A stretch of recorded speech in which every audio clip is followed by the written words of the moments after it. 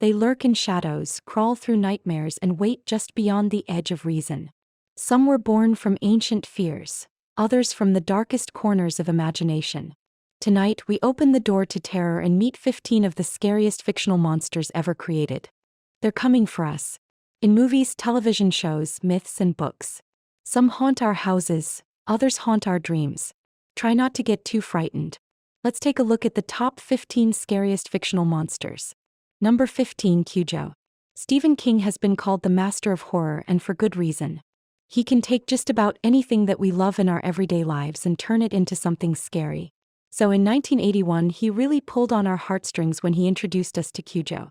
And it got even worse when this monster made its way to the silver screen in 1983. Because sometimes, seeing is believing. The concept is pretty simple. What happens when the family dog goes absolutely ballistic and tries to take a bite out of you? A big bite. Cujo was a giant Saint Bernard who flashed his big nasty teeth at moviegoers for a solid 90 minutes. And as the story progresses, he's covered in more and more blood as humans fall victim to him. Cujo may not be considered a horror classic, but the idea of the family dog suddenly going ballistic and turning on the people who love him the most with such brutality is undeniably terrifying, and certainly not the type of thing you want to happen to you. Number 14, the Cenobites. What happens when you've experienced all the pleasures this plane of existence has to offer? And what happens when the line between pleasure and pain becomes so blurred that they cease to exist? Well, then it sounds like you're the perfect candidate to solve the puzzle known as the Lament configuration and summon Cenobites. Thought up and brought to life in Clive Barker's novel The Hellbound Heart and the film Hellraiser, the Cenobites are what happen when you dig a little too deep in the world of unearthly desire. These guys and girls are led by the monstrous Pinhead. His name says it all. This man has nice long nails bored deep into his skull, and the flesh has been completely flayed. And the worst part is he likes it. Because for the Cenobites, pleasure and pain are one and the same. And they'll tear your soul apart. Some of Pinhead's close personal friends have their eyes sewn shut, their mouths ripped open, and needles through their cheeks. Unless that's the sort of thing you're into, they're not to be trifled with. Because once you summon them, you become their plaything for all eternity. Number 13. Predator. Seeing as how we've been doing it since the dawn of time, humans love to hunt. We do it for food and we do it for sport. We are the apex predator. But what happens when the hunters become the hunted?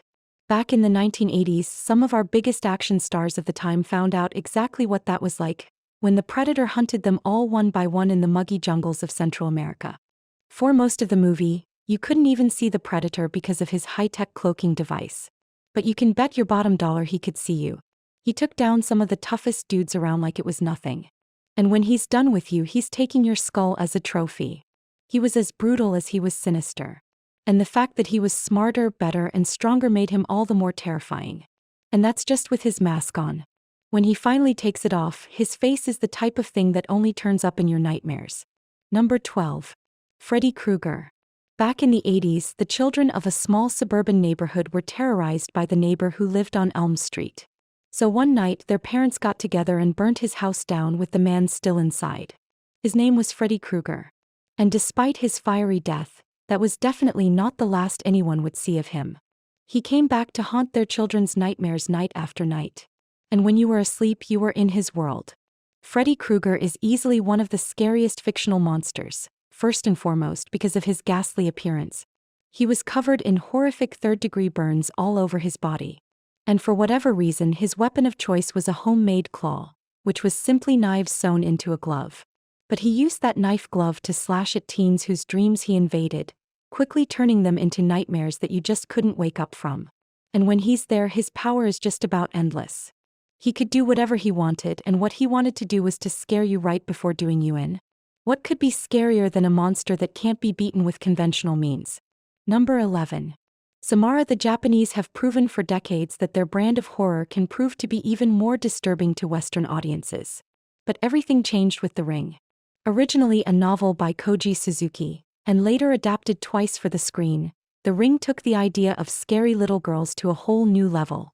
Samara had an incredibly tragic life that could only ever end in more tragedy. But her story didn't end there. A VHS tape made the rounds amongst unsuspecting viewers, and 7 days after watching the disturbing footage, this little girl clad in just a long white dress and even longer pitch black hair, that completely covered her face, came for you. Samara crawled right through her victim's TV in such a way that most of us had never seen before. Her movements could only be described as inhuman, and she would strike so much fear into their hearts that all of her victims were left with a ghastly and twisted look of horror on their faces that has been forever burned into our memories. She has also managed to make us scared of the one thing we probably use the most, our TV sets. Number 10. Pennywise. There's no way we can mention Stephen King just once when we're talking about monsters. The man knows how to deliver time and time again, and it was no different when he wrote It. The titular monster of this book, which later became a few movies, seriously cemented our collective and irrational fear of clowns. Pennywise, the dancing clown, terrified the children of the fictional town of Derry, Maine, murdering them, oftentimes off-screen, and letting our imaginations do the rest. But what makes Pennywise so scary is that he can take the form of literally anything, and he knew that kids love clowns, and he was able to use that against them with ease. Pennywise knows what scares us the most, and once he ensnares you, you're a goner. And to make matters worse, he hung out in the depths of the dingy and disgusting sewer underneath Derry. Don't even get us started on how to beat this thing, because it's as supernatural as he is. Number 9. The shark from Jaws. While it may not be so shocking to today's moviegoers, who have grown accustomed to CGI monsters, the shark from Jaws, also known as Bruce, made people everywhere afraid to go into the water. Seeing how this was the first ever Hollywood summer blockbuster back in 1975, the timing could not have been worse. Now, cooling off in the ocean was one of the most horrifying things you could do. The idea behind Jaws is as simple as the terror of the deep. When you step into the ocean, you're entering someone else's world. We only got small glimpses of the menacing shark, but we weren't spared the blood and gore he left in his literal wake. But when he does finally rear his head for all those to see, boy oh boy was he scary. The shark's lifeless black eyes, giant mouth, and rows upon rows of sharp teeth scared the pants off of us. And to make matters worse, by the end of the movie, Bruce the shark proved just how smart he was by tricking the heroes and even managing to rip their boat apart and bring everyone into the water where he reigns supreme. Number 8. Velociraptor. Film icon Steven Spielberg has proven to us time and time again that sometimes nature can be even scarier than fictional creatures. So when he introduced the velociraptors in Jurassic Park, kids all around the world had a new favorite dinosaur. From the very beginning of the movie, a velociraptor eats a man alive, and the paleontologists talk about how despite the formidable size and the tenacity of the T-Rex, the velociraptor was an apex predator of its time. So too bad everyone in Jurassic Park had to find that out the hard way. When they're not screaming as they feed live cows in their encampment, the velociraptors are hunting down humans, laying traps and flanking them before disemboweling them and digging in off-screen.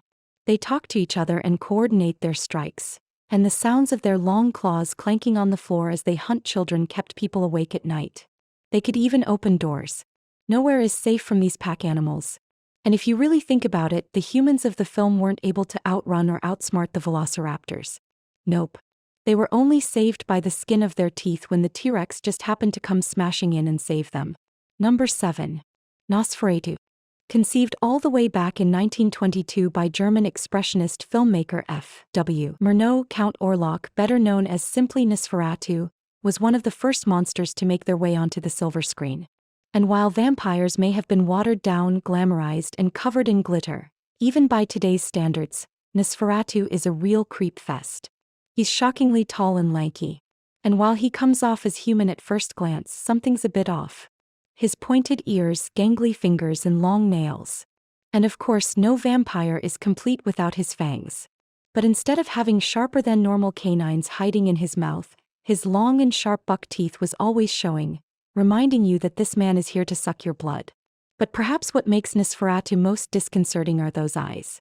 His wide gaze could stop you in your tracks. The night creature never blinked, and his eyes always seemed to move before his head and his neck did. Not to mention the Gothic count dressed in all black and had a penchant for sleeping in coffins. He brought an actual plague with him wherever he went. He's not the type of person you want knocking on your door in the middle of the night. Number 6. Xenomorph. From the moment it's born, the Xenomorph from the Alien film franchise just has one thing on its mind. Killing. That's all it ever does. Once it does kill its prey, it doesn't even eat them. It kills because it can. It's as simple as that, and they're just about as high up on the food chain as you can get. It can rip you apart with its claws, stab someone with its long, sharp tail, or break right through your skull using the mouth inside of its mouth. The xenomorph has 2 mouths. And don't even get us started on how it reproduces. The eggs are laid inside of the human host. After a short amount of time, the baby xenomorph bursts out of your chest, killing the host almost instantly. Anything born in that much blood can't grow up to be nice. And despite acting upon its incredibly base instincts, it's much smarter than a human. It hides in the shadows, can fit itself into small spaces, and finally ambush you when you're alone. Plus, the horrifying xenomorph shrieks and hollers as it closes in on its unsuspecting prey. Can survive just about anything in any condition, even the cold recesses of space. Oh, did we mention that its blood is acid? Yeah, good luck. Number 5. Brundle fly. We've seen people fighting and running from monsters over and over again. And in the end, the good guy usually wins. But what happens when the monster is yourself? How do you run from that? What do? Do you fight it and try to find a cure, or would you simply succumb to it? That was the question that genius scientist and recluse Seth Brundle was forced to answer in David Cronenberg's 1986 film, The Fly.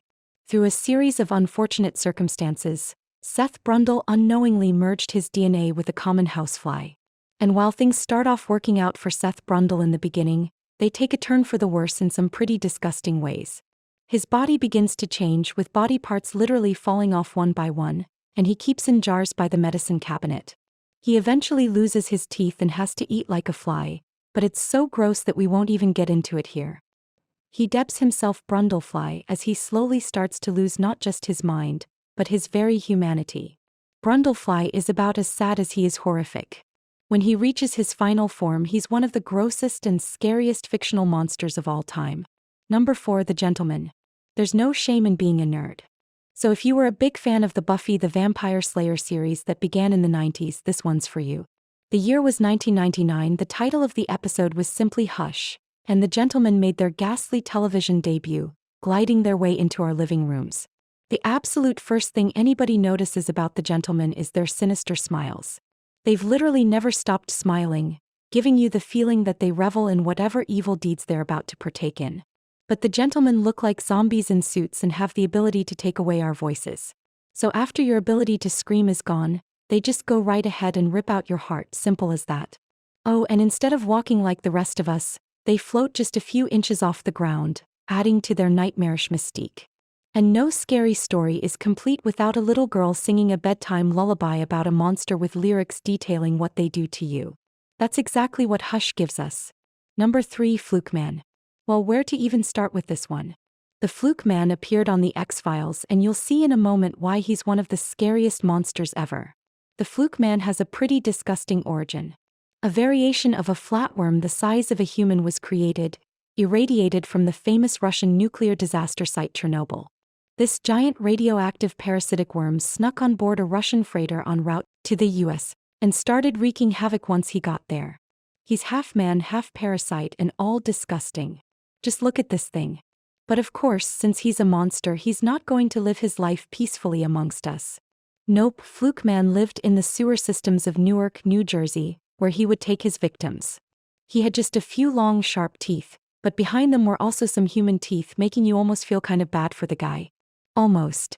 Because he used those teeth to take some pretty serious bites out of people. And when he did, he would also secrete larvae, which means he was just getting ready to have more fluke men running around. Number 2. The Pale Man. Other than his appearance, not much is known about the Pale Man from Pan's Labyrinth. And while the main character did find herself living in a real-life fairy tale, she truly descended into a nightmare when she met this guy. Tall, gangly, and with loose skin hanging about, the Pale Man's eyes were on his hands, which he held in front of him, and he stalked the film's hero down the halls of his abode with unearthly movements. And then there's the paintings on the walls. The only thing we can really tell you about the Pale Man when he's not ripping the heads off of fairies is that he eats children. Lots and lots of children. The art in the Pale Man's halls is like an even more sadistic Sistine Chapel, and they don't spare any brutal details as far as what he's into. There's no doubt that the Pale Man's design is absolutely stunning, but it only really added a new monster to our collective nightmare Rolodex. Number 1. The Thing. It's hard to beat a monster when you don't know what it looks like, And so the being simply known as the Thing is easily the scariest fictional monster of all time. The Thing is an alien being that came to this planet and can look like just about anybody. But the Thing terrified moviegoers back in 1982 when our heroes were holed up in a remote facility and didn't know who to trust since the Thing could be any one of them. And when it's not perfectly imitating its host, it becomes an incredibly grotesque monster that can sprout tentacles or giant teeth ready to bite anyone who gets too close, clean in half. And it doesn't make it any better when your best friend could really have been the Thing all along. The only way to make sure you've killed this Thing is by burning it completely. They may come from stories, but their fear feels real. From page to screen, these monsters remind us that horror doesn't need to exist. It only needs to be believed. Sleep tight if you can.